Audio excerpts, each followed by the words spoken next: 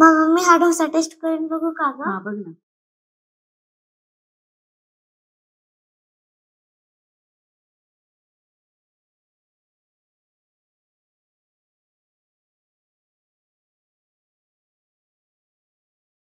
Mamma dosa खूप छान झालाय. आणि चटणी टेस्ट केली की नाही तू? करायची. हा, बघ ना, चटणी टेस्ट करून बघ.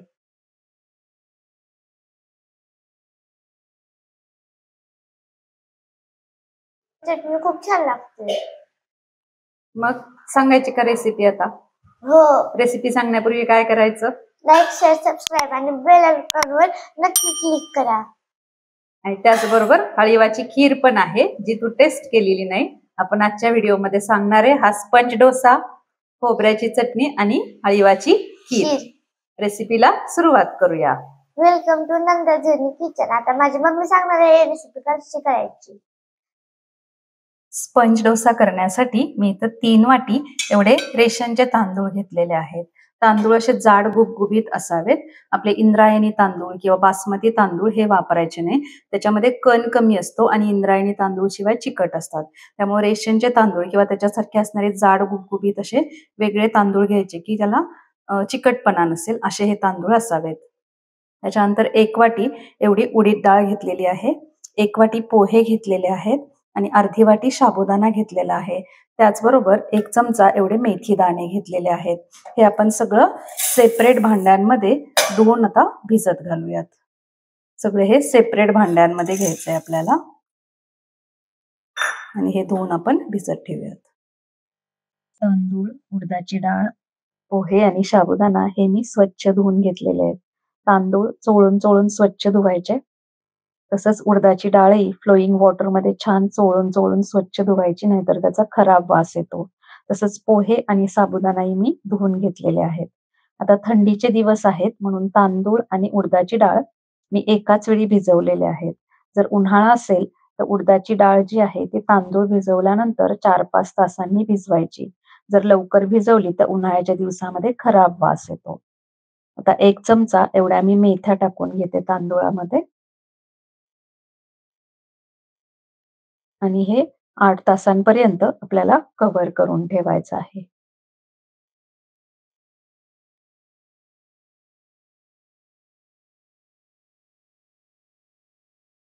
8 तासांनंतर पहा आपलं हे सगळं छान भिजलेलं आहे.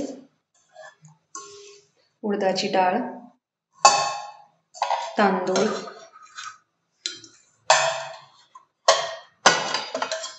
पोहे आणि साबुदाणा. आता यापैकी उडदाची डाळ जी आहे ना, एकदा स्वच्छ धुवून घ्यायची. बरेच जण म्हणतात की ते आंबण्याची प्रक्रिया होण्यासाठी, फर्मेंटेशन चांगलं होण्यासाठी आहे तेच पाणी वापरायचं. पण काय होतं, ह्याच्यामुळं काही वेळा खराब वास येऊ शकतो उडदाच्या डाळ जर धुवून नाही वापरली तर. आधी आपण स्वच्छ धुवून घेतलेली आहे. आता परतही मी ही 2-3 पाण्याने स्वच्छ धुवून घेणार आहे आणि पहिली आपण उडदाची डाळ बारीक करायची. याच्यासाठी मी एक मिनी उत्तप्पाचा व्हिडिओ पण टाकलेला आहे बघा. त्याच्यामध्ये पण मी मिनी उत्तप्प्यासाठी जे बॅटर बनवलं होतं त्याच्यामध्ये पण एक प्रॉपर प्रोसेस दिलेली की हे सगळं स्वच्छ धुवून का वापरायचं, की जेणेकरून फर्मेंट झाल्यानंतर आपण जो पदार्थ बनवतो ना तो मधुर लागतो, त्याला असा खराब वास येत नाही फर्मेंटेशनचा. म्हणून मी डाळ पहिले ही धुवून घेते. आता ही धुतलेली डाळ आपण मिक्सर जारमध्ये घेऊया. पाणी कमी वापरायचं मिक्सरला फिरवताना. ही सगळी डाळ मी टाकून घेते. ही सगळी डाळ मिक्सर जारमध्ये घेतली.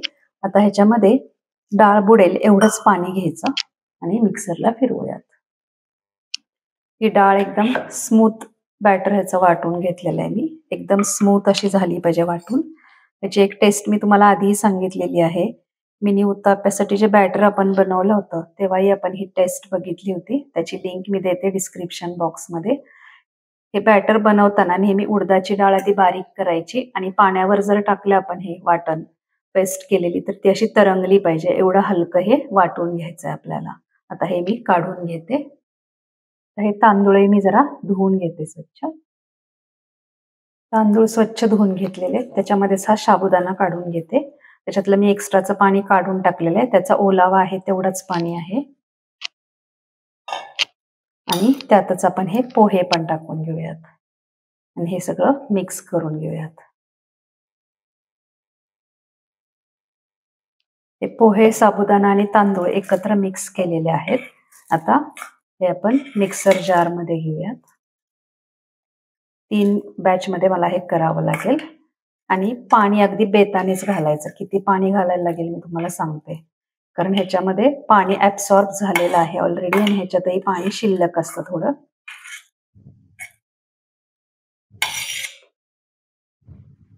आधी असंच फिरवूया आणि गरजेप्रमाणे अगदी थोडं थोडं पाणी घालायचं.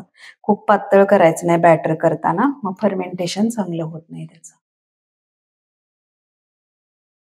थोडं पाणी टाकून घेऊया. एकदा फिरवलंय मी. पाववाटी एवढं पाणी टाकलंय. आणखीन पाववाटी एवढं मी पाणी टाकते.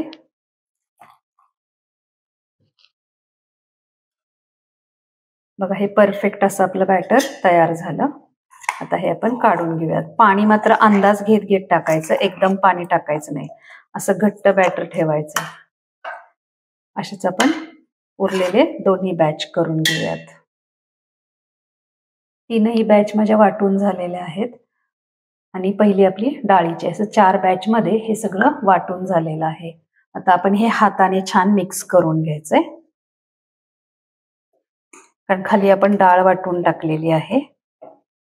आणि थोडी हाताची उष्णता मिळाली की फर्मेंटेशन पण चांगलं होतं. त्यामुळे हे हातानेच मिक्स करून घ्यायचं. बघा, बॅटरची कन्सिस्टन्सी पण बघा. असं पाण्यासारखं पातळ करायचं नाही, घट्ट राहायला पाहिजे. हे सगळं छान असं एकाच दिशेमध्ये फिरवून मिक्स करून घ्यायचंय. मिक्स करून झालं की हे कव्हर करून ठेवायचं. आणि कव्हर करून ठेवल्यानंतर हे आपल्याला उबदार जागी ठेवायचंय. किचनमध्ये ठेवतानाही खिडकीजवळ ठेवू नका, कारण थंडीचे दिवस आहेत. खिडकीच्या फटींमधून पण थंड हवा येते आणि मग फर्मेंटेशन नीट होत नाही. तसंच ठेवताना ओट्यावर ठेवायचं नाही. ओट्याचं ग्रॅनाइट पण थंड पडतं. तर लाकडी पाट किंवा पोळपाट काहीतरी घ्यायचं आणि त्याच्यावरती ज्या भांड्यामध्ये आपण हे बॅटर काढलेले ते ठेवायचं. तसंच हे जे भांडं आहे ना, ते ब्लँकेटनी कव्हर करून ठेवायचं. म्हणजे हे छान असं उबदार राहतं आणि फर्मेंटेशन ह्याचं छान होतं. आता बघूया, हे 10 ते 12 तासांनंतर आपण हे ओपन करायचं, कारण थंडीचे दिवस आहेत त्यामुळे आपण ह्याला वेळ थोडा जास्त द्यावा लागतो. असं हे उबदार ठेवायचं आपल्याला. नारळाची चटणी करण्यासाठी मी इथं 2 मिरच्या तुकडे करून घेतलेले आहेत पॅन मध्ये. गॅस ऑन करून ह्याच्यावर थोडंसं तूप टाकून ह्या मिरच्या आपण शेकून घेऊयात. थोडंसं तूप टाकलेलं आहे. 1 मिनिटभरासाठी ह्या मिरच्या बघा छान डाग पडेपर्यंत शेकून घेतलेल्या आहेत. आता मी गॅस बंद करते. त्याच्यामुळं काय होतं, मिरचीचा कच्चेपणा जातो आणि चटणीला टेस्ट छान लागते. आता मिक्सर जार मध्ये आपण घेऊयात ओल्या नारळाचे काप. 1 नारळ आहे, एका नारळाचे काप करून घेतलेले. त्याचबरोबर 4 चमचे एवढं मी डाळ घेतलेला आहे, किंवा पाववाटी म्हणा, पाव कप किंवा पाववाटी. त्याच्यानंतर ह्याच्यामध्ये आपण घालायचंय 1 चमचा एवढा गूळ. कोथिंबीर घालायची भरपूर.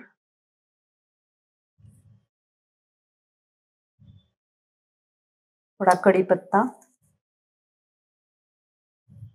लिंबाचा रस टाकूयात. अर्ध्या लिंबाचा रस टाकते मी इथं.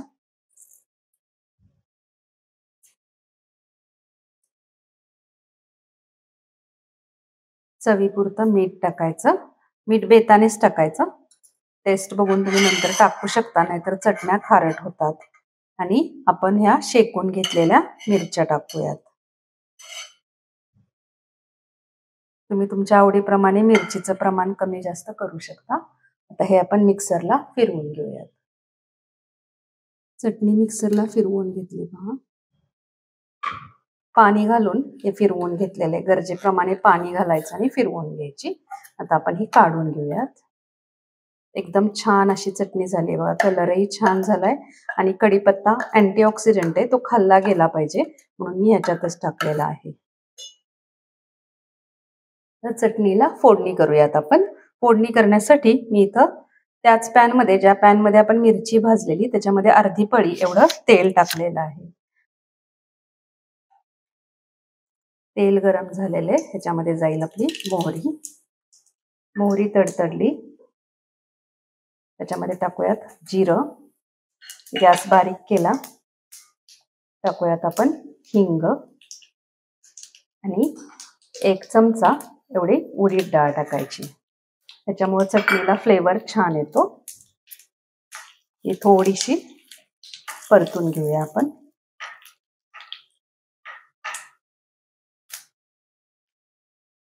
गॅस बारीक आहे, बारीक गॅसवरच हे परतलंय. आणि लाल सुक्या मिरच्या. गॅस बंद आणि सगळ्यात शेवटी कढीपत्ता.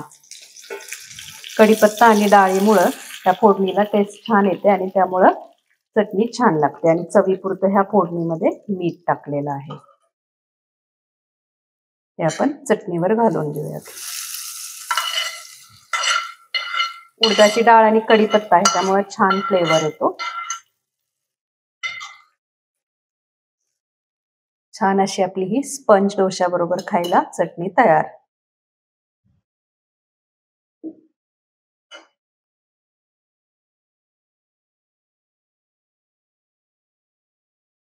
आपण हे जे बॅटर झाकून ठेवलं होतं 12 तासानंतर बघूयात आपण हे काढून. झाकण काढते मी. आणि बघा छान असं आपलं हे पीठ तयार झालेलं आहे. हलकं फुलकं एकदम, फर्मेंटही छान झालेलं आहे. हे आपण मिक्स करून घेऊयात.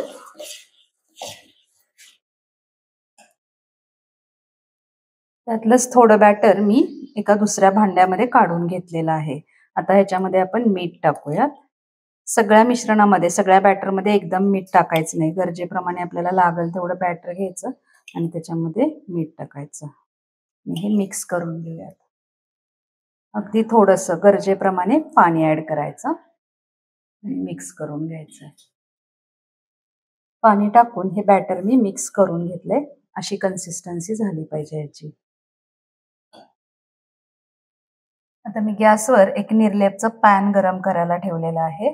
त्याच्यामध्ये आपण पाणी टाकून घेऊयात. हे गरम झालेलं आहे छान. त्याचं टेम्परेचर कमी करण्यासाठी हे थोडंसं असं पाणी टाकून घ्यायचं आणि गॅस बारीक करायचा. हे पाणी पुसून घ्यायचं आणि ह्याच्यामध्ये आपण डोसा टाकूयात.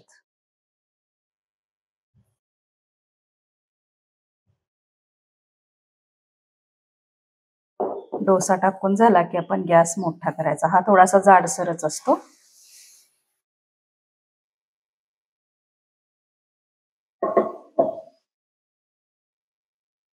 बघा 1 मिनिटभरामध्येच ह्याला छान बबल्स आलेले दिसत आहेत. आता ह्याच्यावर आपण बटर टाकून घेऊयात. लोणी, बटर काहीही टाकलं तुमच्याकडे जे असेल अवेलेबल, तेही नसेल तूप टाकलं तरीही चालेल.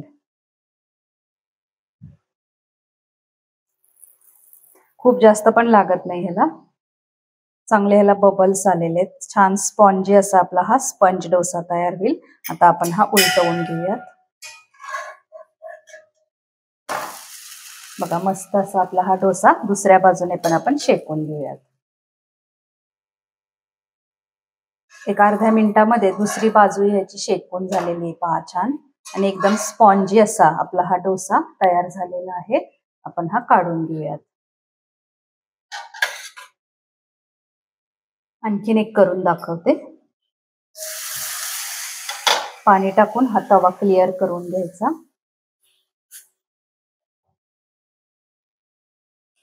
आणि त्याच पद्धतीने परत आपण डोसा टाकूया त्याच्यात. थंडीच्या दिवसामध्ये असं गरम गरम गुबगुबीत डोसा खायला छान वाटतं. एकदम स्पॉन्जी होणारा.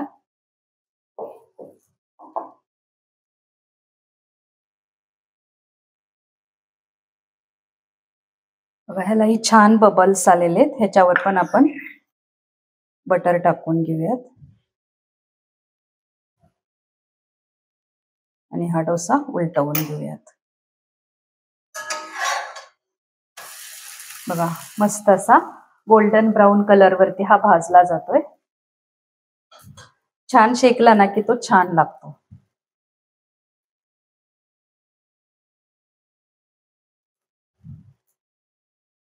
दुसरी बाजू भाजून घेऊयात आपण तशीच. दुसरी बाजू याची छान शेकलेली आहे पहा अर्ध्या मिनिटामध्येच. आता आपण हे काढून घेऊयात. हळीवाची खीर करण्यासाठी मी इथं पाऊण कप किंवा पाऊण वाटी एवढा गुळ घेतलेला आहे. आपण गुळाची खीर करणार आहे. त्याच्यामध्ये अगदी थोडंसं पाणी घालायचं, एक 2-3 चमचे, आणि गॅसवर ठेवून जस्ट हे वितळून घ्यायचं, याचा सिरप करायचा. त्याच्यानंतर 4 चमचे एवढे मी हळीव घेतलेले आहेत, थोडे ड्रायफ्रूट घेतलेले आहेत. 1 लिटर दुधाची आपण खीर करणार आहे. आता मी गॅसवर एक जाड तळाची कढई ठेवलेली आहे आणि त्याच्यामध्ये हे मी 4 चमचे हळीव टाकून घेते. आता एकदम बारीक गॅसवर आपल्याला हे चटचट उडेपर्यंत परतायचे आहे. हे बारीक गॅसवर परतत असतानाच मी ह्याच्यामध्ये 2 चमचे एवढं तूप टाकून घेते. तुपामध्ये परतल्यामुळं त्याचा चिकटपणा कमी होतो. छान आपल्याला भाजून घ्यायचेत आणि बाजूच्या गॅसवर मी इथं सिरप करायला ठेवलेला आहे. जस्ट गूळ आपल्याला विरघळवून घ्यायचा आहे. हे आपण एकदम बारीक गॅसवर हे हळीव भाजून घेऊयात. अजिबात गॅस मोठा करायचा नाही ह्याला.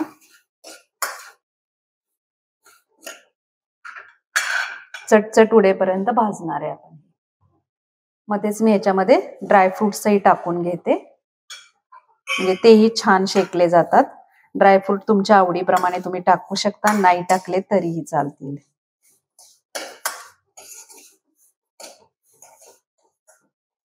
एकदम बारीक गॅसवर हे भाजायचंय.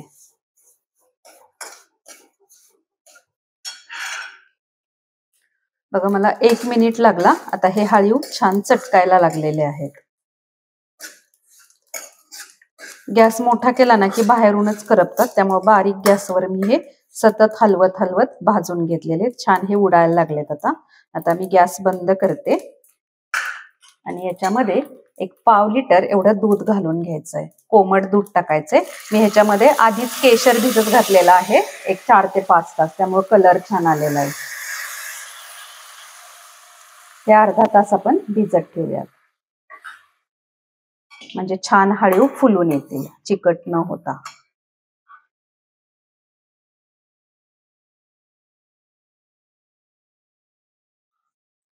अर्धा तासानंतर पहा,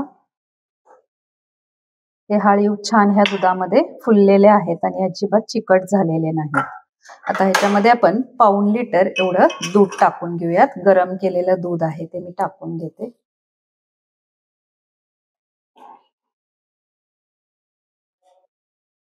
हाय फ्लेमवर ही खीर उकळलेली आहे. आता काय करायचं, मीडियम फ्लेमवरती एक 5 ते 7 मिनिटासाठी ही खीर छान आटवून घ्यायची, म्हणजे त्याची टेस्ट छान लागते. मी आता लो फ्लेमवर ठेवलेली, लो टू मीडियम फ्लेमवरती आपण ही आटवून घेऊयात. मीडियम फ्लेमवरती एक 7 मिनिटासाठी ही खीर मी आटवून घेतलेली आहे. आता गॅस बंद करते. आता ही खीर मी खाली उतरवून घेतलेली आहे गॅसवरून आणि सतत हलवत हलवत एक 2 मिनिटासाठी ह्याच्यातली वाफ आपण काढून टाकायची, कारण आपल्याला ह्याच्यामध्ये गुळाचा सिरप वापरायचा आहे. खीर फाटू नये म्हणून आपण ही प्रोसेस करतोय. तुम्हाला साखर वापरायची असेल तर तुम्ही जेव्हा आपण दूध टाकतो तेव्हा साखर टाकून आटवून घ्यायची, पण साखरेपेक्षा गुळाची जास्त हेल्दी होते म्हणून मी ही प्रोसेस सांगते. हे मी आता वाफ काढून घेते 1-1.5 मिनिटासाठी, 2 मिनिटासाठी. सतत हलवत हलवत ही 2 मिनिटापर्यंत ह्याच्यामधली वाफ सगळी काढून टाकलेली आहे. आता ह्याच्यामध्ये आपण सुंठ पावडर आणि वेलची पावडर ऍड करूया.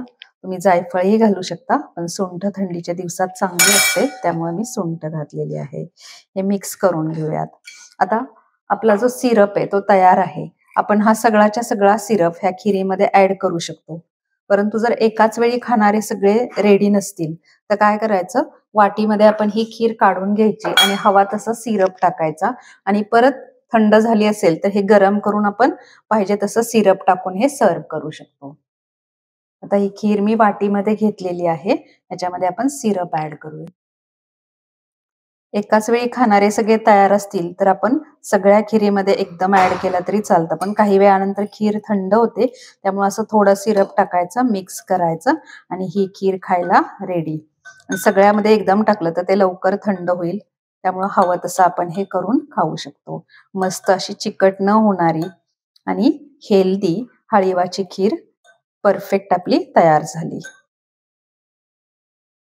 थंडीच्या दिवसामध्ये खायला मस्त असा हा गुबगुबीत असा आपला हा स्पंज डोसा, त्याच्याबरोबर चटणी, नुसती चटणी असेल तरी पुरेशी होती, पण माझ्या मुलीला आवडतं म्हणून मी सांबार आणि बटाट्याची भाजी केलेली आहे.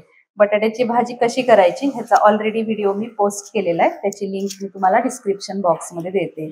आणि त्याचबरोबर हळीवाची खीर केलेली आहे, थोडंसं स्वीट म्हणून त्याच्याबरोबर आपण हळीवाची खीरही केलेली आहे. तर तुम्ही हा मेनू नक्की करून पहा आणि मला कमेंटमध्ये सांगा की तुमची रेसिपी कशी होते. करायला एकदम सोपी आहे आणि खायला एकदम अप्रतिम टेस्टी गुबगुबीत असा हा डोसा खायला छान वाटतो.